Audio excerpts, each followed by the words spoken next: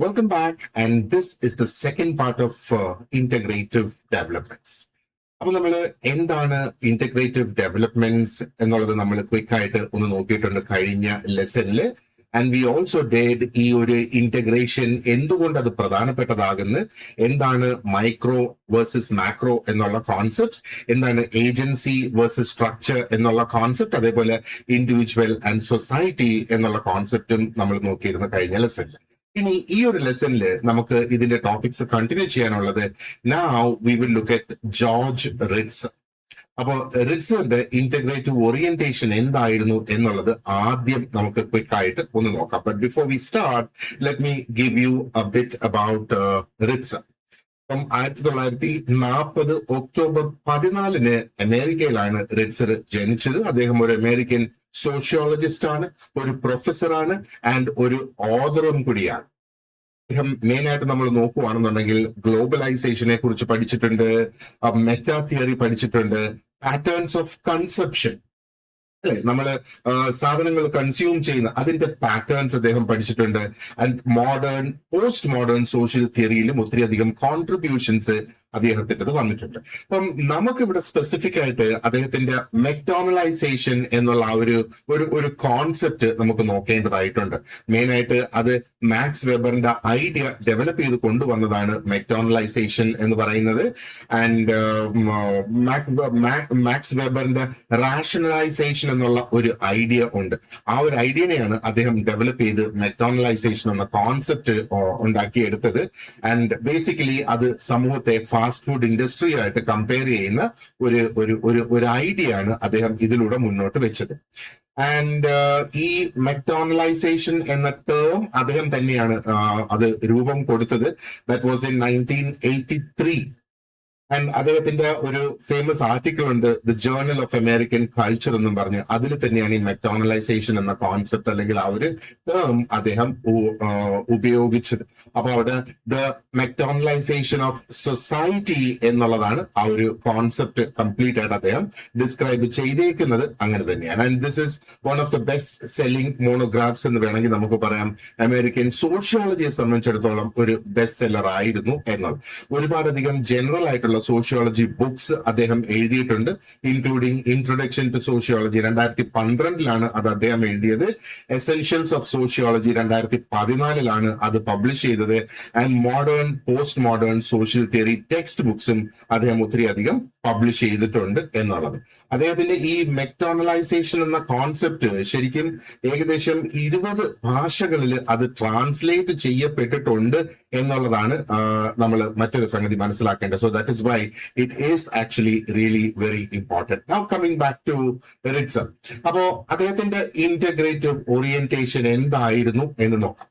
അപ്പം റിറ്റ്സർ ശരിക്കും ഇവിടെ ഇമ്പോർട്ടന്റ് ആകുന്നത്, he helps us to see society connected അല്ലെങ്കിൽ സോഷ്യോളജി കണക്റ്റഡ് ഇൻ 2 ways അല്ലെങ്കിൽ ഇൻ 2 കണക്റ്റഡ് വേസിൽ സോഷ്യോളജിയെ അന്ന് വീക്ഷിക്കാനായിട്ട് നമ്മെ പഠിപ്പിച്ചു എന്നുള്ളതാണ്.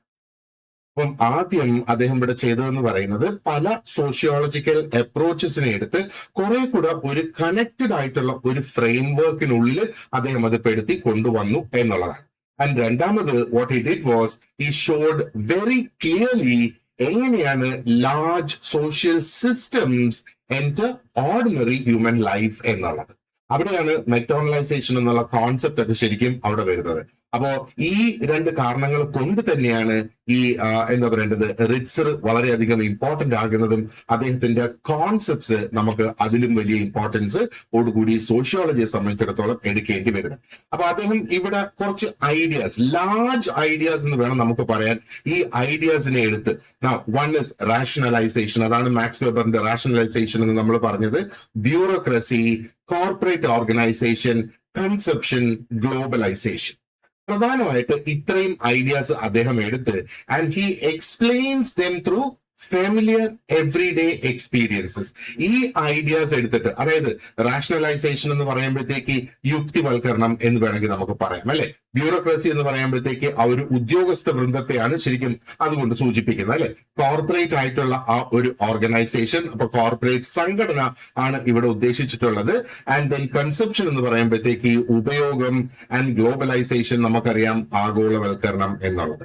അപ്പോ ഇങ്ങനെ ഉള്ള ഒരുപാട് വലിയ വലിയ ആശയങ്ങൾ അദ്ദേഹം എടുത്ത് അതിനെ നമുക്ക് മനസ്സിലാകത്തക്ക രീതിയിലുള്ള നമ്മുടെ ആ ഒരു ദൈനംദിന ജീവിതത്തിൽ നമുക്കുണ്ടാകുന്ന എക്സ്പീരിയൻസസുമായിട്ട് കണക്ട് ചെയ്ത് അതിനെ കൊണ്ടുവന്നു എന്നുള്ളതാണ്.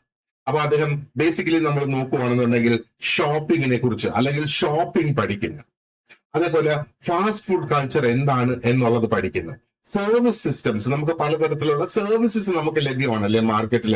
നമുക്ക് മൊബൈൽ കമ്പനിയിൽ നിന്ന് കിട്ടുന്നതും ഒരു സർവീസ് തന്നെയാണ്. അപ്പൊ അങ്ങനെയുള്ള സർവീസ് സിസ്റ്റംസ് അദ്ദേഹം പഠിച്ചു. വർക്ക് പ്ലേസിൽ നടക്കുന്ന ആ ഒരു റുട്ടീൻ ആയിട്ടുള്ള കാര്യങ്ങൾ, മനുഷ്യൻ കൺസ്യൂം ചെയ്യുന്നതിനുള്ള ആ ഒരു ഹാബിറ്റ്സ് എടുത്ത് ആൻഡ് മോഡേൺ ആയിട്ടുള്ള ലൈഫ് സ്റ്റൈൽ പാറ്റേൺസും അദ്ദേഹം എടുത്തു പഠിച്ചു എന്നുള്ളത്. അപ്പൊ ഈ ഒരു കാരണങ്ങൾ, അദ്ദേഹത്തിന്റെ പഠന വിഷയങ്ങൾ ഇതായതുകൊണ്ട് തന്നെ അദ്ദേഹത്തിന്റെ സോഷ്യോളജി നമ്മൾ നോക്കുകയാണെന്നുണ്ടെങ്കിൽ വളരെയധികം കോൺക്രീറ്റ് ആയിട്ട് ഈസി ആയിട്ട് നമുക്ക് ആ ഒരു റിയൽ ലൈഫുമായി കണക്ട് ചെയ്ത് കൊണ്ടുപോകാൻ കഴിയുന്ന ഒന്നാണ്. ഇനി ഇവിടെയാണ് റിറ്റ്സന്റെ ആ ഒരു പ്രാധാന്യം തുടങ്ങുന്നത്. അതായത് അദ്ദേഹം കാണിക്കുന്നത് വലിയ institutions, big institutions, large institutions എന്ന് പറയുന്നത് they do not remain far from ordinary people. Large institutions എപ്പോഴും ഓർഡിനറി പീപ്പിൾ, ഓർഡിനറി ആയിട്ടുള്ള ആൾക്കാരുമായിട്ട് കണക്റ്റഡ് ആയി നിൽക്കുന്നു എന്നുള്ളതാണ്. അദ്ദേഹം തുടർന്ന് പറയുന്നത് ഈ ഓർഗനൈസേഷൻസ് ആണ് മനുഷ്യൻ എങ്ങനെ ഭക്ഷണം കഴിക്കുന്നു, എങ്ങനെ ഷോപ്പിംഗ് ചെയ്യുന്നു, എങ്ങനെ ജോലി ചെയ്യുന്നു, എങ്ങനെ ട്രാവൽ ചെയ്യുന്നു, എങ്ങനെ പല ഐറ്റംസ് മാർക്കറ്റിൽ നിന്ന് കൺസ്യൂം ചെയ്യുന്നു, and even think about convenience, success എന്നൊക്കെയുള്ളതെല്ലാം ഈ ലാർജ് ഓർഗനൈസേഷൻസ് ആണ് മനുഷ്യനെ സ്വാധീനിക്കുന്നത് ഇതിനു വേണ്ടി എന്നാണ് അദ്ദേഹം പറയുന്നത്. അപ്പൊ ഈ ഒരു രീതിയിൽ Ritzer was able to build a bridge between macro systems and everyday experience. ഇത് നമ്മൾ കഴിഞ്ഞ ലെസണിലും ഡിസ്കസ് ചെയ്തിട്ടുള്ളതായിരുന്നു. പക്ഷെ ഇവിടെ റിറ്റ്സറിന്റെ കോൺസെപ്റ്റ്സ് ആണ് നമ്മൾ ഈ ഒരു ഡിസ്കസ് ചെയ്യുന്നത് എന്നുള്ളത് മാത്രം. അപ്പൊ ഇവിടെയാണ് ഈ ഇന്റഗ്രേറ്റീവ് സോഷ്യൽ തിയറിയിൽ ഒരു പ്രധാനപ്പെട്ട ഒരു സ്ഥാനം അദ്ദേഹത്തിന് ലഭിക്കുന്നത്. Now let us move directly on to മെക്ഡോണലൈസേഷൻ. എന്താണ് ഈ മെക്ഡോണലൈസേഷൻ എന്നുള്ള ആ ഒരു കോൺസെപ്റ്റ് നമുക്ക് ആദ്യം നോക്കാം. അതിനുശേഷം ആ ഒരു കോൺസെപ്റ്റ് എങ്ങനെയാണ് ശരിക്കും അതിന്റെ ആ ഒരു ഇന്റഗ്രേറ്റീവ് ഐഡിയയിൽ നമുക്ക് ബന്ധപ്പെടുത്തിയെടുക്കാൻ കഴിയുന്നത് എന്നും നമുക്ക് നോക്കാം. അപ്പൊ ഇവിടെ McDonaldization means spread of fast food principles. Okay, it works through fast ഫുഡിന്റെ പ്രിൻസിപ്പിൾസ് ആണ് efficiency, calculability, predictability and control. ഇങ്ങനെയുള്ള 4 കോൺസെപ്റ്റ്സ് അതിനകത്ത് നിന്ന് അദ്ദേഹം എടുത്തിട്ടുണ്ട്. These principles shape many organisations. ഇത് ഫാസ്റ്റ് ഫുഡിനെ മാത്രമല്ല പല ഓർഗനൈസേഷനും ഇത് രൂപം കൊടുക്കുന്നു എന്നുള്ളതാണ്. ആൻഡ് മോഡേൺ ലൈഫ് ഇതേപോലെ വളരെയധികം സ്റ്റാൻഡേർഡൈസ്ഡ് ആയിട്ട് മാറുന്നു. ഇതാണ് ചുരുക്കത്തിൽ അദ്ദേഹം പറഞ്ഞു വെക്കുന്നത്. Okay, now let's explain this in detail. അപ്പോൾ മോഡേൺ സോഷ്യൽ ലൈഫ് മനസ്സിലാക്കുന്നതിന് വേണ്ടി വളരെയധികം ഇമ്പോർട്ടന്റ് ആയിട്ടുള്ള ഒരു കോൺസെപ്റ്റ് ആണ് ഈ മെക്ഡോണലൈസേഷൻ എന്ന് പറയുന്നത്. ഇപ്പൊ റിറ്റ്സർ ഈ ഒരു ടേം ഉപയോഗിക്കുന്നത് എന്തിനു വേണ്ടിയിട്ടാണ്? ഐഡിയലി ടു എക്സ്പ്ലെയിൻ എങ്ങനെയാണ് ഈ ഒരു ഓർഗനൈസേഷണൽ പ്രിൻസിപ്പിൾസ്, അതായത് നമ്മളൊരു ഫാസ്റ്റ് ഫുഡ് റെസ്റ്റോറന്റിൽ അല്ലെങ്കിൽ ഫാസ്റ്റ് ഫുഡ് റെസ്റ്റോറൻറ്റ്സിൽ കാണുന്ന ആ ഓർഗനൈസേഷണൽ പ്രിൻസിപ്പിൾസ് എങ്ങനെയാണ് സമൂഹത്തിന്റെ മറ്റ് ഏരിയകളിലേക്ക് പടർന്ന് അത് സമൂഹത്തിന്റെ ജീവിതത്തെ തന്നെ കംപ്ലീറ്റ് ആയിട്ട് സ്വാധീനിക്കുന്നത് എന്നാണ് അദ്ദേഹം ഇവിടെ ഈ പറയുന്നത്. അപ്പോ ഈ 4 ഘടകങ്ങൾ, എഫിഷ്യൻസി, കാൽക്കുലബിലിറ്റി, പ്രെഡിക്റ്റബിലിറ്റി ആൻഡ് കൺട്രോൾ എന്ന് പറയുന്ന ഈ 4 ഫീച്ചേഴ്സ് എന്താണ് എന്ന് നമുക്ക് നോക്കാം.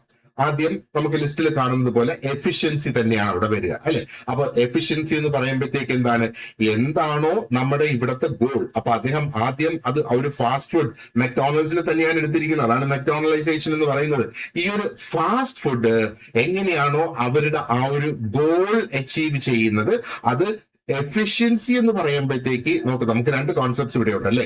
ഇവിടെ നമുക്ക് എഫിഷ്യൻസി മാത്രമേ എടുക്കുന്നുള്ളൂ. ഒന്ന് എഫിഷ്യന്റ് ആണ്, ഒന്ന് എഫക്റ്റീവ് ആണ് എന്ന് നമ്മൾ പറയുന്നത്. അപ്പൊ എഫിഷ്യന്റ് എന്ന് പറയുമ്പോഴത്തേക്ക് അതിന്റെ അർത്ഥം ഏറ്റവും ചുരുങ്ങിയ സമയം കൊണ്ട് ഏറ്റവും നല്ല രീതിയിൽ ഏറ്റവും എളുപ്പ മാർഗത്തിൽ ആ ഒരു വിജയം എങ്ങനെ കരസ്ഥമാക്കാം, അല്ലെങ്കിൽ ആ ഒരു ഗോൾ എങ്ങനെ അച്ചീവ് ചെയ്യാം എന്നുള്ളതാണ് എഫിഷ്യൻസി കൊണ്ട് ഉദ്ദേശിക്കുന്നത്. രണ്ടാമത് വരുന്നത് കാൽക്കുലബിലിറ്റി ആണ്. അപ്പോ ഇവിടെ പ്രാധാന്യം മുഴുവനും കൊടുക്കുന്നത് നമ്പേഴ്സിനാണ്.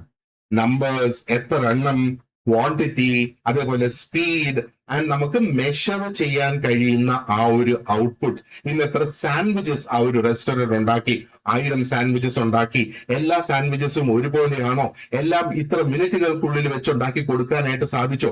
അതാണ് എന്ത് ചെയ്തിരുന്നാലും ഈ ഫാസ്റ്റ് ഫുഡ് റെസ്റ്റോറൻറ്റ്സിൽ അത് കംപ്ലീറ്റ് കാൽക്കുലേറ്റ് ചെയ്യാൻ കഴിയുന്ന ഒന്നാണ്. ഇനി മൂന്നാമതെന്ന് പറയുന്ന കോൺസെപ്റ്റ് ആണ് പ്രെഡിക്റ്റബിലിറ്റി. പ്രെഡിക്റ്റബിലിറ്റി എന്ന് പറഞ്ഞാൽ നമുക്ക് മുന്നേ കൂട്ടി അറിയാം എന്തായിരിക്കും അതിന്റെ റിസൾട്ട് എന്നുള്ളത്. അപ്പോ ഫാസ്റ്റ് ഫുഡിൽ എങ്ങനെയാണ് ഇത് ആപ്ലിക്കബിൾ ആകുന്നത്? നമ്മൾ മെക്ഡോണൽഡ്സിന്റെ ഏതൊരു ഔട്ട്ലെറ്റിൽ പോയിരുന്നാലും ശരി, ഒരേ തരത്തിലുള്ള ഒരു സർവീസ് ആണ് നമുക്ക് അവിടെ കിട്ടുക, ഒരേപോലത്തെ ഫേർണിച്ചർ ആണ് അതിനകത്ത് ഉണ്ടാവുക, ഒരേ കളറിലാണ് ആ ഒരു ഔട്ട്ലെറ്റ്സ് എല്ലാം തയ്യാറാക്കിയിട്ടുള്ളത് അല്ലെ. അപ്പൊ ഒരേപോലത്തെ സർവീസ് അവിടെ ലഭിക്കുന്നത്, ഒരേപോലത്തെ പ്രോഡക്റ്റ് അവിടെ ലഭിക്കുന്നത്. ഇനി നമ്മൾ ആദ്യത്തെ സാൻഡ്വിച്ച് നമ്മളോട് ഓർഡർ ചെയ്തിരുന്നാലും ശരി, അത് കഴിഞ്ഞ് 20ാമത്തെ സാൻഡ്വിച്ച് നമ്മൾ ആ സെയിം കടയിൽ അവരുടെ ഏതൊരു ഔട്ട്ലെറ്റിൽ നിന്ന് മേടിച്ചിരുന്നാലും നമുക്ക് ഏകദേശം അറിയാം എന്തായിരിക്കും അതിന്റെ ടേസ്റ്റ്, എന്തായിരിക്കും അതിന്റെ സൈസ്, അത് ഒരെണ്ണം ഒരു വ്യക്തിക്ക് മതിയോ അതോ 1.5 വേണോ 2 വേണോ എന്നൊക്കെയുള്ളതെല്ലാം നമുക്ക് നേരത്തെ കൂട്ടി പ്രെഡിക്റ്റ് ചെയ്യാനായിട്ട് കഴിയും എന്നുള്ളത്. ആൻഡ് ഇവരുടെ എല്ലാ സ്ഥലത്ത് പോയാലും ഏത് ബ്രാഞ്ചിൽ പോയിരുന്നാലും ശരി, ആ ഒരു എക്സ്പീരിയൻസ് ഒരേപോലെ നിലനിൽക്കും എല്ലാ സമയത്തും. ഇതിനെയാണ് പ്രെഡിക്റ്റബിലിറ്റി എന്നുകൊണ്ട് ഉദ്ദേശിക്കുന്നത്. ഇനി നാലാമത് കൺട്രോൾ എന്ന് പറയുന്ന കോൺസെപ്റ്റ് ആണ് ഇവിടെ കൊണ്ടുവന്നിരിക്കുന്നത്. അപ്പോ കൺട്രോൾ എങ്ങനെയാണ്? ഇത് മെഷീൻസിലൂടെ, റുട്ടീൻസിലൂടെ കൺട്രോൾ ചെയ്യുന്ന, ടെക്നോളജി ഉപയോഗിച്ച് കൺട്രോൾ ചെയ്യുന്ന, ആൻഡ് ഫിക്സ്ഡ് ആയിട്ടുള്ള പ്രൊസീജിയേഴ്സ് ആണ് അവിടെ ഉള്ളത്. ആ പ്രൊസീജിയേഴ്സ് തന്നെയാണ് ജോലിക്കാർ ഫോളോ ചെയ്യുന്നത്, അവിടുത്തെ വർക്കേഴ്സ് ഫോളോ ചെയ്യുന്നത്, അവിടുത്തെ കൺസ്യൂമേഴ്സ് ഫോളോ ചെയ്യുന്നത്. ഒരുപക്ഷെ മെക്ഡോണൽഡ്സിൽ ആദ്യം ബില്ല് അടച്ചിട്ട് പിന്നെ ഒരു 10 മിനിറ്റ് കാത്തിരിക്കുമ്പോഴായിരിക്കും ഫുഡ് കിട്ടുന്നത് എന്നുള്ള ആ ഒരു പ്രൊസീജിയർ അല്ലെ. അപ്പൊ അതാണ് കൺട്രോൾ എന്നുള്ളത് കൊണ്ട് ഉദ്ദേശിക്കുന്നത്. അവര് മെഷീൻസ് ഉപയോഗിച്ച് ഭക്ഷണങ്ങൾ പാകം ചെയ്യുന്നത്, അവര് റുട്ടീൻ ആയിട്ടുള്ള ചില കാര്യങ്ങൾ 10 മണിക്ക് തുറക്കുമെന്ന് പറഞ്ഞാൽ എല്ലാ ഔട്ട്ലെറ്റ്സും കൃത്യം 10 മണിക്ക് തന്നെ തുറന്നിരിക്കും, രാത്രി 11 വരെ തുറന്നിരിക്കും, 11 മണിക്ക് അടയ്ക്കും എന്ന് പറഞ്ഞാൽ കൃത്യമായിട്ട്. അപ്പൊ അതാണ് ആ ഒരു റുട്ടീൻ അവർ കൃത്യമായിട്ട് ഫോളോ ചെയ്യുന്നത്. എല്ലായിടത്തും 10 മിനിറ്റ് കൊണ്ട് ആ ഒരു ഓർഡറിന് ശേഷം ഭക്ഷണം തരും എന്ന് പറഞ്ഞാൽ 10 മിനിറ്റ് കൊണ്ട് തന്നെ അവർ തരും. ടെക്നോളജി ഉപയോഗിക്കുന്നത് ആൻഡ് കൃത്യമായിട്ടുള്ള ഫിക്സ്ഡ് ആയിട്ടുള്ള പ്രൊസീജിയേഴ്സ് എല്ലാവരും ഫോളോ ചെയ്യുന്നു എന്നാണ്. അപ്പോ ഇത് ശരിക്കും ആ ഒരു മെക്ഡോണൽഡ്സിൽ നടക്കുന്ന പ്രൊസീജിയർ അല്ലെങ്കിൽ പ്രോസസ് ആണ്. ഇനി ഇതിനെ എടുത്ത് നമുക്ക് ആ ഒരു ദൈനംദിന ജീവിതവും ആയിട്ട് കണക്ട് ചെയ്യാം. കാരണം ഇവിടെയാണ് ഈ ഒരു ഐഡിയ വളരെയധികം പവർഫുൾ ആയിട്ട് മാറുന്നത്. അപ്പൊ നമ്മൾ ഈ പ്രിൻസിപ്പിൾസ് നമ്മൾ നോക്കുകയാണെന്നുണ്ടെങ്കിൽ അത് എഡ്യൂക്കേഷനിൽ ഈ പ്രിൻസിപ്പിൾസ് ഉണ്ട്, ഹെൽത്ത് കെയറിൽ ഈ പ്രിൻസിപ്പിൾസ് ഹോസ്പിറ്റൽസിലുണ്ട്, റീറ്റെയിലിൽ ഈ പ്രിൻസിപ്പിൾസ് ഉണ്ട്, എന്റർടൈൻമെന്റിൽ ഈ പ്രിൻസിപ്പിൾസ്, ബാങ്കിങ്, ട്രാൻസ്പോർട്ട് ആൻഡ് ഒരുപാട് അധികം സർവീസ് സെക്ടേഴ്സിലും ഈ ഒരു പ്രിൻസിപ്പിൾ ഉണ്ട്, അല്ലെങ്കിൽ ഈ പ്രിൻസിപ്പിൾസ് അവർ ഫോളോ ചെയ്യുന്നു എന്നുള്ളതാണ്. അപ്പൊ ഈ ഏരിയാസ് എല്ലാം നമ്മൾ എടുക്കുകയാണെന്നുണ്ടെങ്കിൽ നമുക്ക് കാണാം ഇവർക്കെല്ലാം കോമൺ ആയിട്ടൊരു ട്രെൻഡ് നമ്മൾ കാണുന്നത്, ഒന്ന് അവര് സ്പീഡിന് പ്രാധാന്യം കൊടുക്കുന്ന, എത്രയും പെട്ടെന്ന് ആ കസ്റ്റമറുടെ ആവശ്യം നിറവേറ്റി കൊടുക്കുക എന്നുള്ളത്. ആൻഡ് മെഷറബിൾ ആയിട്ടുള്ള ഔട്ട്പുട്ട്, 1 മണിക്കൂറിൽ ആ ഒരു ക്ലർക്കിന് എത്ര ബില്ലടിക്കാനായിട്ട് കഴിഞ്ഞു, ആ ഒരു കുക്കിന് എത്ര സാൻഡ്വിച്ചസ് ഉണ്ടാക്കാനായിട്ട് കഴിഞ്ഞു എന്നൊക്കെയുള്ള കാര്യങ്ങൾ കംപ്ലീറ്റ് അവിടെ മെഷർ ചെയ്തെടുക്കാനായിട്ട് കഴിയും. സ്റ്റാൻഡേർഡ് ആയിട്ടുള്ള പ്രൊസീജിയർ നമുക്ക് ഇതിനകത്ത് ഫോളോ ചെയ്യുന്നത് കാണാം. ആൻഡ് ഒരുപാട് അധികം ടെക്നോളജി ഉപയോഗിച്ചുള്ള കൺട്രോളുകളും ഇതിനകത്ത് നടക്കുന്നു എന്നുള്ള. അപ്പൊ റിറ്റ്സന്റെ പ്രധാന ആർഗ്യുമെന്റ് എന്ന് പറയുന്നത്, ഈ മോഡേൺ സമൂഹം അല്ലെങ്കിൽ മോഡേൺ സൊസൈറ്റി എന്ന് പറയുന്നത് കൂടുതൽ ഇതേപോലെയുള്ള സ്റ്റാൻഡേർഡൈസ്ഡ് ആയിട്ടുള്ള ഓർഗനൈസേഷണൽ പ്രിൻസിപ്പിൾസ് അനുസരിച്ച് മോഡേൺ സമൂഹങ്ങൾ പ്രവർത്തിക്കുന്നു എന്നുള്ളതാണ്. അപ്പം ജീവിതം തന്നെ കുറെ കൂടെ ഓർഗനൈസ്ഡ് ആയിട്ട് മാറുന്നു, കുറെ കൂടെ യൂണിഫോം ആയിട്ട് മാറുന്നു, ആൻഡ് കുറെ കൂടെ സിസ്റ്റം ഡ്രിവൺ ആയിട്ട് മാറുന്നു ജീവിതം. നമ്മുടെ ഒക്കെ ഇന്നത്തെ ജീവിതങ്ങൾ നമ്മൾ എടുത്തു നോക്കുകയാണെങ്കിൽ തീർച്ചയായിട്ടും ഈ ഒരു കോൺസെപ്റ്റ് അതിൽ ശരിക്കും റിഫ്ലക്ട് ചെയ്യുന്നതായിട്ട് നമുക്ക് കാണാനായിട്ട് സാധിക്കും. അപ്പൊ ഇതുകൊണ്ടാണ് മെക്ടോണലൈസേഷൻ എന്ന് പറയുന്നത് ഇത്രയും അധികം പവർഫുൾ ആയിട്ടുള്ള ഒരു കോൺസെപ്റ്റ് ആണ് for understanding structure of contemporary അല്ലെങ്കിൽ ഇന്നത്തെ ആ ഒരു സൊസൈറ്റി മനസ്സിലാക്കുന്നതിന് വേണ്ടി. Now let us see ഈ ഒരു ഇന്റഗ്രേഷനിൽ ആ ഒരു ഇന്റഗ്രേറ്റീവ് ഐഡിയ ആയിട്ട് മെക്ടോണലൈസേഷനെ നമുക്ക് എങ്ങനെ കാണാം എന്നുള്ള. അപ്പൊ ഈ ഒരു സ്ലൈഡിലെ പോയിന്റ്സ് ഞാൻ എക്സ്പ്ലെയിൻ ചെയ്യുമ്പം കഴിഞ്ഞ സ്ലൈഡിൽ പറഞ്ഞ അതേ പോയിന്റ്സ് ചിലപ്പം വീണ്ടും ഒന്നും കൂടെ റിപ്പീറ്റ് ചെയ്യും. പക്ഷെ അത് റിപ്പീറ്റ് ചെയ്യുകയാണെങ്കിലും here I will be connecting it with something new. Okay, അപ്പൊ ഇനി ആ ഒരു ഡീപ്പർ എസെൻസ് ഓഫ് മെക്ടോണലൈസേഷൻ ആണ് നമ്മൾ നോക്കുന്നത്. കാരണം ഇതാണ് ഈ ഒരു ഐഡിയയുടെ കാതലായ അല്ലെങ്കിൽ റിറ്റ്സറിന്റെ ഏറ്റവും കാതലായ കോൺട്രിബ്യൂഷൻ എന്നുള്ളത് നമ്മൾ മനസ്സിലാക്കുക. അപ്പോ മെക്ടോണലൈസേഷൻ എന്ന് പറയുമ്പോൾ നമുക്ക് ഒരു കാര്യം മനസ്സിലായി, അത് മെക്ഡോണൽഡ്സ് ഒരു റെസ്റ്റോറന്റിൽ നടക്കുന്ന ഒരു സിമ്പിൾ പ്രൊസീജിയർ എന്നുള്ള നിലയിലല്ല റിറ്റ്സർ ഇതിനെ ഇവിടെ കൈകാര്യം ചെയ്തിരിക്കുന്നത്, അല്ലെ? നേരെ മറിച്ച് അതൊരു വളരെ വലിയ വൈഡ് ആയിട്ടുള്ള ഒരു സോഷ്യൽ പ്രോസസ്, ഒരു സോഷ്യൽ പ്രക്രിയ ആയിട്ടാണ് മെക്ടോണലൈസേഷനെ അദ്ദേഹം ഇവിടെ ഉപയോഗിച്ച് അത് എക്സ്പ്ലെയിൻ ചെയ്തിരിക്കുന്നത്. അപ്പോ റിറ്റ്സർ പറയുന്നത് എന്താണ്, നമ്മൾ മോഡേൺ സൊസൈറ്റിയുടെ പല ഭാഗങ്ങൾ നമ്മൾ എടുത്തു നോക്കിയിരുന്നാലും അല്ലെങ്കിൽ മോഡേൺ സമൂഹങ്ങളുടെ ഒരുപാടധികം ഭാഗങ്ങൾ നമ്മൾ എടുത്തു നോക്കുകയാണെന്നുണ്ടെങ്കിലും society begin to work according to the same principles that we find in a fast food restaurant. ഒരു ഫാസ്റ്റ് ഫുഡ് റെസ്റ്റോറന്റിൽ കാണുന്ന അതേ പ്രിൻസിപ്പിൾസ് തന്നെ സൊസൈറ്റിയിൽ ഫോളോ ചെയ്യുന്നതായിട്ട് നമുക്ക് കാണാം എന്നാണ് അദ്ദേഹം പറയുന്നത്. അപ്പൊ ആ ഒരു സെൻസിൽ നമ്മൾ നോക്കുകയാണെന്നുണ്ടെങ്കിൽ ശരിക്കും ഈ ഒരു ഫാസ്റ്റ് ഫുഡ് മോഡൽ എന്ന് നമുക്ക് ഇനി ഇതിനെ വിളിക്കാം. അപ്പൊ ഈ ഒരു ഫാസ്റ്റ് ഫുഡ് മോഡൽ അല്ലെങ്കിൽ ഫാസ്റ്റ് ഫുഡിന്റെ ഒരു മോഡൽ എന്ന് പറയുന്നത് ഒരു മോഡേൺ ആയിട്ടുള്ള സോഷ്യൽ ലൈഫ് മനസ്സിലാക്കുന്നതിന് വളരെ പ്രധാനപ്പെട്ടതാകുന്നു എന്നുള്ളതാണ്. അപ്പൊ ഈ ഒരു idea it now becomes little more clear because we are about to connect it with Max Weber. വെബറിന്റെ ഐഡിയ ആയിട്ട് നമ്മൾ ഇനി ഇതിനെ ഒന്ന് കണക്ട് ചെയ്യാനായിട്ട് പോകും. അപ്പോ വെബർ എന്താണ് ചെയ്തത്, അദ്ദേഹം മോഡേൺ സൊസൈറ്റിയെ റാഷണലൈസേഷൻ എന്ന ഒരു ഐഡിയ, ആ ഒരു യുക്തീകരണം എന്ന ഒരു ഐഡിയ ഉപയോഗിച്ചാണ് അദ്ദേഹം മോഡേൺ സൊസൈറ്റിയെ ഡിസ്ക്രൈബ് ചെയ്തിട്ടുള്ളത്. അപ്പൊ അദ്ദേഹം പ്രധാനമായിട്ട് ഇവിടെ കാണിച്ചത് എന്താണ്, മോഡേൺ ലൈഫ് എന്ന് പറയുന്നത് നമ്മൾ ആ ഒരു മോഡേൺ ലൈഫ് മുമ്പോട്ട് പോകുന്നത് തന്നെ ഒരുപാടധികം കണക്ക് കൂട്ടലിലൂടെയാണ്. നമ്മുടെ ഒക്കെ ജീവിതം അങ്ങനെയല്ലേ മുമ്പോട്ട് കൊണ്ടുപോകുന്നത്. നമുക്ക് ഒരുപാടധികം കണക്ക് കൂട്ടലുകളുണ്ട്. നമ്മുടെ ജീവിതത്തിന് അല്ലെങ്കിൽ സമൂഹ ജീവിതത്തിന് ഒരു കൃത്യമായിട്ടുള്ള ഒരു ക്രമമുണ്ട്, എഫിഷ്യൻസി അവിടെ നിലനിർത്തുന്നുണ്ട്, ആൻഡ് ഒരുപാടധികം കൺട്രോളും നമ്മുടെ ആ ഒരു സാമൂഹിക ജീവിതത്തിൽ അല്ലെങ്കിൽ നമ്മുടെ സോഷ്യൽ ലൈഫിൽ ഉണ്ട്. അപ്പൊ ഇത് വെബർ എക്സ്പ്ലെയിൻ ചെയ്ത ഐഡിയ ആണ് നമ്മളിപ്പോ നോക്കുന്നത്. അതിനെ നമുക്ക് ഈ മെക്ടോണലൈസേഷനുമായിട്ട് എങ്ങനെ അതിനെ കണക്ട് ചെയ്യാം എന്നുള്ളതാണ്. അപ്പോ ഈ ഒരു ഇൻക്രീസിംഗ് ആയിട്ടുള്ള ഒരു കാൽക്കുലേഷൻ, ഓർഡർ, എഫിഷ്യൻസി, കൺട്രോൾ ഒക്കെ ഇവിടെ വരുന്നത്. അപ്പൊ ഇതേ ഐഡിയ തന്നെയാണ് റിറ്റ്സർ എടുത്തിരിക്കുന്നത്, അല്ലെങ്കിൽ ആ ഒരു സെയിം ഇൻസൈറ്റ് തന്നെ അദ്ദേഹം എടുത്തു.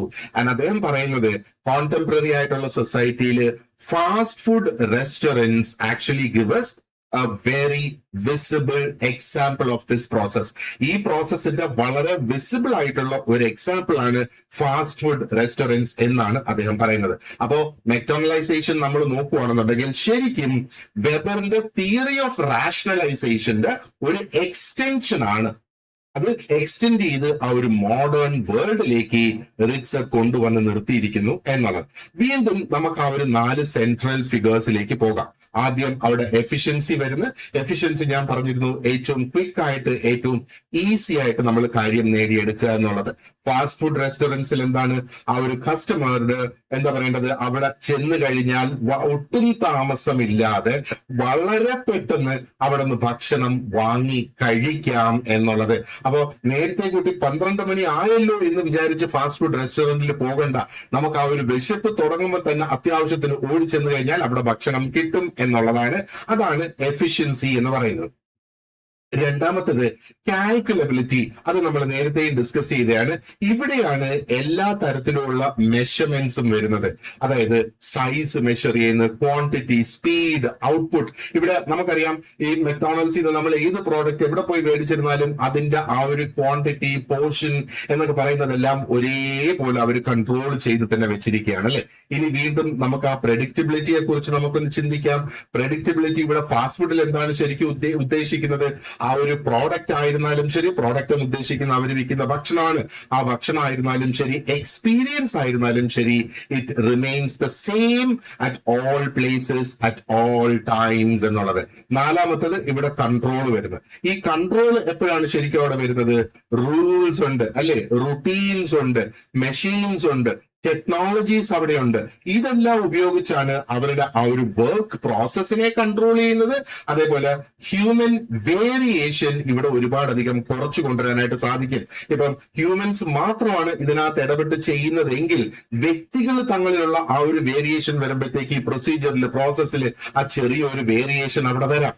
പക്ഷേ ഇവിടെ അവരെങ്ങനെയാണ് ആ ഒരു കൺട്രോൾ ഏർപ്പെടുത്തിയിരിക്കുന്നത്? കുറെ റുട്ടീൻസ്, മെഷീൻസ്, സ്റ്റാൻഡേർഡ് പ്രൊസീജിയേഴ്സ് അതെല്ലാം ഫോളോ ചെയ്യുന്നതോടുകൂടി ആ കൺട്രോൾ കൃത്യമായിട്ട് അവർക്ക് മെയിൻറ്റെയിൻ ചെയ്യാനായിട്ട് സാധിക്കുന്നു എന്നുള്ളതാണ്. ഇനി ഒന്ന് ചിന്തിച്ചു നോക്കുക, ഈ പ്രിൻസിപ്പിൾസ് എന്ന് പറയുന്നത് ഒരു റെസ്റ്റോറൻറ്റ്സിൽ മാത്രമല്ല applicable. They spread into, നേരത്തെ ഞാൻ പറഞ്ഞതുപോലെ എഡ്യൂക്കേഷൻ ആയാലും ഹെൽത്ത് കെയറിലായിരുന്നാലും അത് സ്പ്രെഡ് ചെയ്ത് വരുന്നത്. എഡ്യൂക്കേഷൻ ഫോർ എക്സാമ്പിൾ നമ്മൾ എടുക്കുക.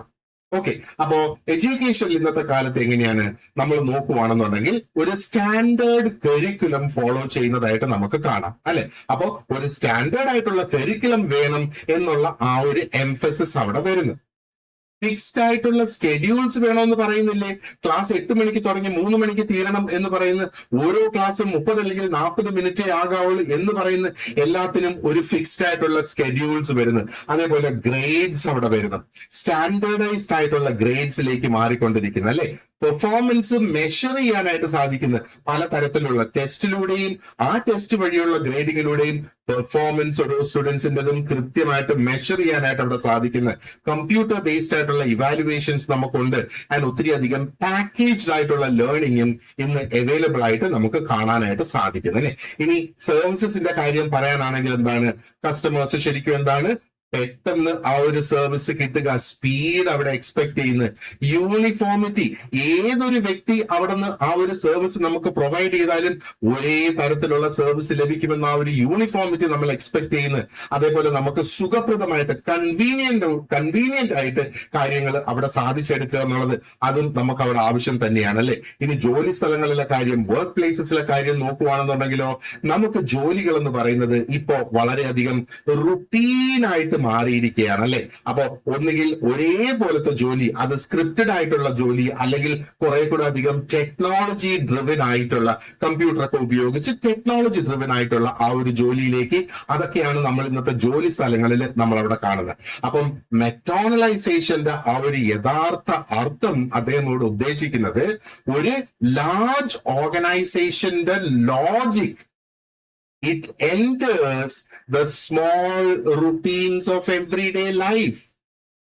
അപ്പൊ നോക്ക്, ഇത് മെക്ഡോണൽഡ്സ് എന്ന് പറയുന്ന ഒരു വലിയ ഓർഗനൈസേഷൻ, അല്ലെങ്കിൽ നമ്മൾ കണ്ട് ആ ഒരു ഓർഗനൈസേഷൻ മാത്രമല്ല, ഹെൽത്ത് കെയർ ആയാലും എഡ്യൂക്കേഷൻ ആയാലും അവിടെയൊക്കെ ഫോളോ ചെയ്യുന്ന ആ ഒരു ലോജിക്ക് തന്നെയാണ് നമ്മുടെ ദൈനംദിന ജീവിതം, കുഞ്ഞു കുഞ്ഞു കാര്യങ്ങൾ പോലും കൺട്രോൾ ചെയ്തു പോകുന്നത് എന്ന് നമുക്ക് കാണാം. അപ്പോ ഇതിന്റെ മാക്രോ ലെവൽ നമ്മൾ എടുത്തു നോക്കുകയാണെന്നുണ്ടെങ്കിലോ ഒരുപാട് അധികം റാഷണലൈസ്ഡ് ആയിട്ടുള്ള സിസ്റ്റംസ് ഇവിടെ സ്പ്രെഡ് ആകുന്നതായിട്ട് നമുക്ക് കാണാം. ഒത്തിരി അധികം കോർപ്പറേറ്റ് മോഡൽസ് ഇവിടെ ഉപയോഗിക്കുന്നതായിട്ട് നമുക്ക് കാണാം. അതേപോലെ ബ്യൂറോക്രസി, ടെക്നോളജിക്കൽ കൺട്രോൾ, അതെല്ലാം ആ ഒരു മാക്രോ ലെവലിൽ നമുക്ക് കാണാം. എന്താണ് മാക്രോ ലെവൽ? നമ്മളത് കഴിഞ്ഞ ക്ലാസ്സിൽ ഡിസ്കസ് ചെയ്തിട്ടുണ്ട്. ഇനി മൈക്രോ ലെവലിൽ എന്താണ് ഇവിടുത്തെ ആ ഒരു എഫക്റ്റ് എന്ന് പറയുന്നത്?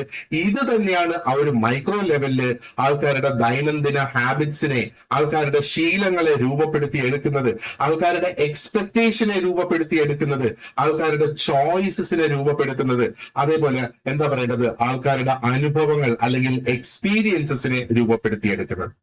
അപ്പോ നമ്മൾ ഇത്തരത്തിലുള്ള ഒരു ജീവിതത്തിലേക്ക് നമ്മൾ മാറി കഴിയുമ്പോഴത്തേക്ക് നമ്മൾ എന്തിനാണ് മൂല്യം നൽകുന്നത്? ഇവിടെ ഒന്ന്, നമുക്ക് സ്പീഡിന് നമ്മൾ മൂല്യം നൽകുന്നുണ്ട്, നമ്മൾ ക്വാണ്ടിറ്റിക്ക് നമ്മൾ മൂല്യം നൽകുന്നുണ്ട്, നമ്മൾ കൺവീനിയൻസിന് നമ്മൾ മൂല്യം നൽകുന്നുണ്ട്.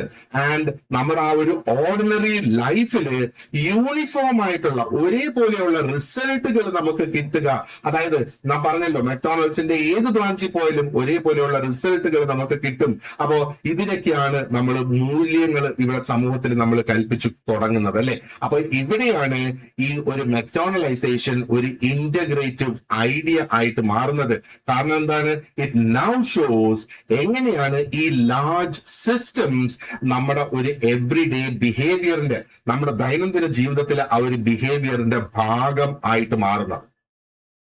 ഇനി റിറ്റ്സ് നമുക്ക് ഈ ഒരു കോൺസെപ്റ്റിന് ഒരു ക്രിട്ടിക്കൽ ആയിട്ടുള്ള ഒരു ഡെപ്തും കൂടെ ഇവിടെ ആഡ് ചെയ്തിട്ടുണ്ട്. അതായത് അദ്ദേഹം എക്സ്പ്ലെയിൻ ചെയ്യുന്നത്, ഒരു സിസ്റ്റം എന്ന് പറയുന്നത് it may look highly rational, ഭയങ്കര അധികം ഒരു യുക്തീകരണം നടത്തിയിട്ടുള്ള ഒരു സിസ്റ്റമാണ് ഈ ഒരു ലാർജ് സിസ്റ്റം നമ്മളെടുത്ത് നോക്കുമ്പോൾ. കാരണം എന്താണ്? അത് എഫിഷ്യന്റ് ആണ്, അത് മെഷറബിൾ ആണ്, അത് പ്രെഡിക്റ്റബിൾ ആണ്, ആൻഡ് അവിടെ കൺട്രോളബിൾ ആണ്, അല്ലെങ്കിൽ അത് കൺട്രോൾഡ് ആണ്.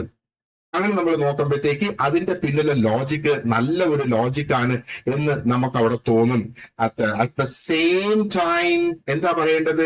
ഈ ഒരു ലോജിക്കുള്ള ഈ ഒരു സിസ്റ്റം തന്നെ ഒരു പക്ഷേ it can be done at the risk of human cost, അല്ലെങ്കിൽ അവിടെ ഒരു ഹ്യൂമൻ കോസ്റ്റ് അവിടെ അത് പ്രൊഡ്യൂസ് ചെയ്യും എന്നുള്ളതാണ്. അതാണ് നമ്മൾ അടുത്ത സ്ലൈഡിൽ നമ്മൾ ഡിസ്കസ് ചെയ്യാൻ പോകുന്ന സംഗതി ഇവിടെ. അപ്പോ ഇവിടുത്തെ ഈ ഒരു ഇന്ററാക്ഷൻ എന്ന് പറയുന്നത്, നോക്ക്, ഈ ഒരു ഓർഗനൈസേഷനിൽ നടക്കുന്ന ഇന്ററാക്ഷൻസ് എന്താണ്? അത് പ്രൊസീജിയർ ഡ്രിവൻ ആണ്, അത് കുറെ കൂടെ അധികം മെക്കാനിക്കൽ ആണ്. ആ സെയിം കോൺസെപ്റ്റ് നമ്മുടെ ഇന്നത്തെ സോഷ്യൽ ലൈഫിലിട്ട് നോക്കിയേ. നമുക്ക് ഇത്ര മണിക്ക് എണീച്ച് ജോലിക്ക് പോകണം, ഇത്ര മണിക്ക് ജോലി കഴിഞ്ഞ് ഒരു പക്ഷെ നമ്മൾ തിരിച്ച് വീട്ടിലേക്ക് വരുന്നത്, അല്ലെങ്കിൽ നമ്മൾ ജിമ്മിൽ പോകുന്നു, നടക്കാൻ പോകുന്നു, എല്ലാം ടൈംഡ് ആയിട്ട് കൃത്യമായിട്ട് ഒരു മെക്കാനിക്കൽ രീതിയിൽ നമ്മുടെ ജീവിതം മുമ്പോട്ട് കൊണ്ടുപോകുന്നു. അപ്പൊ ആ ഒരു ഇന്ററാക്ഷൻ കുറെ കൂടെ മെക്കാനിക്കൽ ആകുന്ന, നമ്മൾ ജോലി സ്ഥലത്ത് പോയിട്ട് നമുക്ക് പുതിയതായിട്ട് എന്തെങ്കിലും ഉണ്ടോ നമുക്ക് ചെയ്യാനായിട്ട്? ഒരു ടീച്ചർ എന്ന നിലയിൽ ഒരു സ്കൂളിൽ, ഒരു കോളേജിൽ പോയി പഠിപ്പിക്കുകയാണെങ്കിൽ പോലും അതേ വിഷയം തന്നെയല്ലേ നമ്മൾ തുടങ്ങുന്ന സമയം മുതൽ റിട്ടയർ ആകുന്നിടം വരെ നമ്മൾ പഠിക്കാൻ പോകുന്നത്?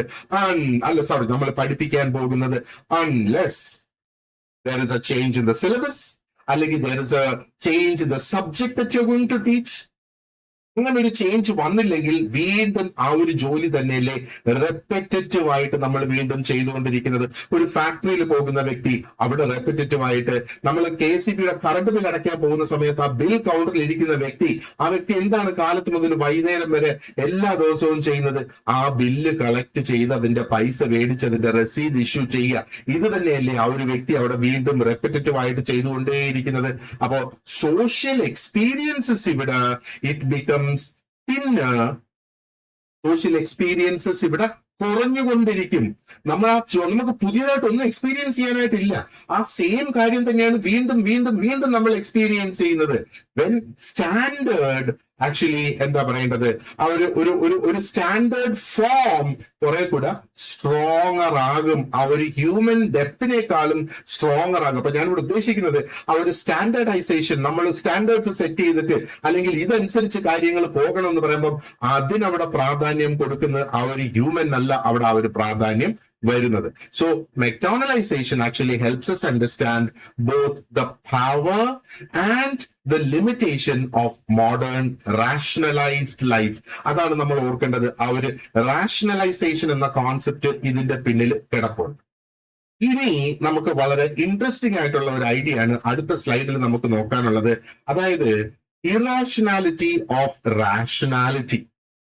റാഷണാലിറ്റി എന്ന് പറയുമ്പോഴത്തേക്ക് ഒരു തരം യുക്തി എന്ന് തന്നെ, ഒരു തരമല്ല യുക്തി, ആ യുക്തിയുടെ ഒരു യുക്തി ഇല്ലായ്മ, അതാണ് ഈ ഒരു കോൺസെപ്റ്റിൽ നമ്മൾ ഇവിടെ ശരിക്കും നോക്കുന്നത്. ഇതും ഇദ്ദേഹത്തിന്റെ കോൺസെപ്റ്റിന്റെ ഭാഗമായിട്ട് അദ്ദേഹം പറഞ്ഞു വെക്കുന്നത് തന്നെയാണ്. അപ്പൊ ഇവിടെ പറയുന്ന പോയിന്റ്സ് നോക്കിയേ.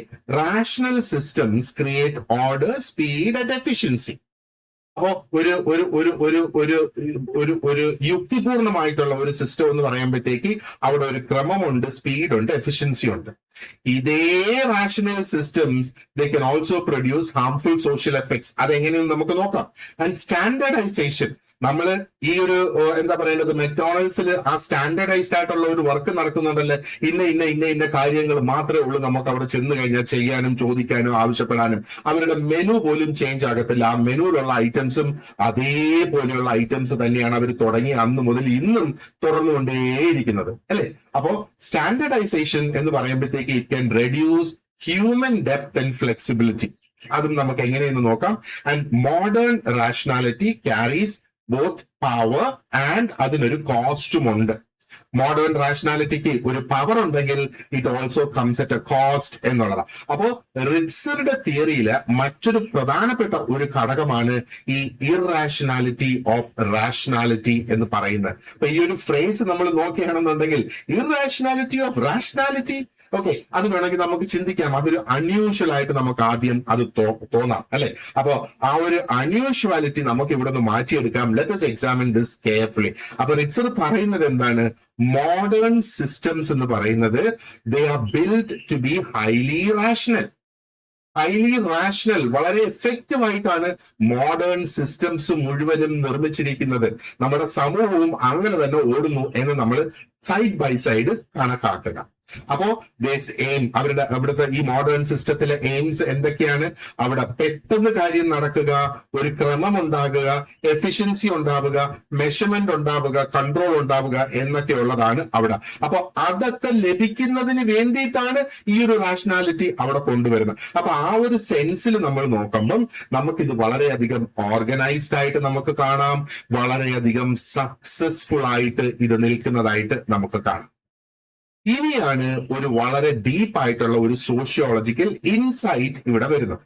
അതായത് ഹൈലി റാഷണൽ ആയിട്ട് നമ്മൾ ബിൽഡ് ചെയ്തെടുത്തേക്കുന്ന ഒരു സിസ്റ്റം, ആ സിസ്റ്റത്തിന്റെ മെത്തേഡില് അത് റാഷണൽ ആണ്. ആ ഒരു സിസ്റ്റത്തിനെ സംബന്ധിച്ചിടത്തോളം അത് റാഷണൽ ആണ്. ബട്ട് അദ്ദേഹം പറയുന്നത് it can still produce results that feel socially damaging to human life. അപ്പൊ ഹ്യൂമൻ ലൈഫിന് സോഷ്യലി ഡാമേജിങ് ആയിട്ടുള്ള റിസൾട്ടുകൾ ഈ ഒരു ദൃഷ്ടിയ അല്ലെങ്കിൽ ഒരു പ്രഥമ ദൃഷ്ടിയ നമുക്ക് ഹൈലി റാഷണലൈസ്ഡ് ആയിട്ട് തോന്നുന്ന സിസ്റ്റംസിന് നെഗറ്റീവ് എഫക്ട്സും ഉണ്ടാകും എന്നാണ് പറയുന്നത്. അതിന്റെ ഒരു ഉദാഹരണമാണ് നമ്മുടെ ജോലികൾ എന്ന് പറയുന്നത്.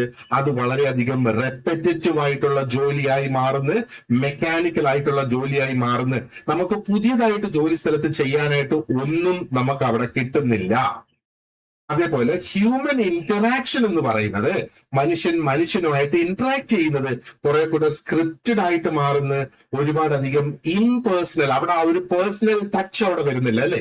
ഇന്നത്തെ കാലത്ത് നമുക്ക് ഫോൺ കോൾസ് ലഭിക്കാറുണ്ട്. നമുക്ക് ഇന്ന സേവനം വേണോ, ഇൻഷുറൻസ് വേണോ, അത് വേണോ, ഇത് വേണോ. അപ്പൊ അതെല്ലാം അവരൊരു സ്ക്രിപ്റ്റ് ഫോളോ ചെയ്ത് അതനുസരിച്ച് കാര്യങ്ങൾ മുമ്പോട്ട് പോവുകയാണ്.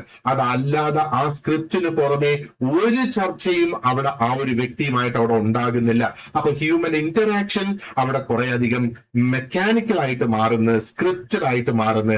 അവിടെ ആ ഒരു പേഴ്സണൽ ടച്ച് ഇല്ലാതെയായി പോകുന്നു എന്നുള്ളതാണ്. അപ്പോ ഒരുപക്ഷെ വളരെ ഫാസ്റ്റ് ആയിട്ടുള്ള സർവീസ് ആൾക്കാർക്ക് അവിടെ ലഭിക്കാം.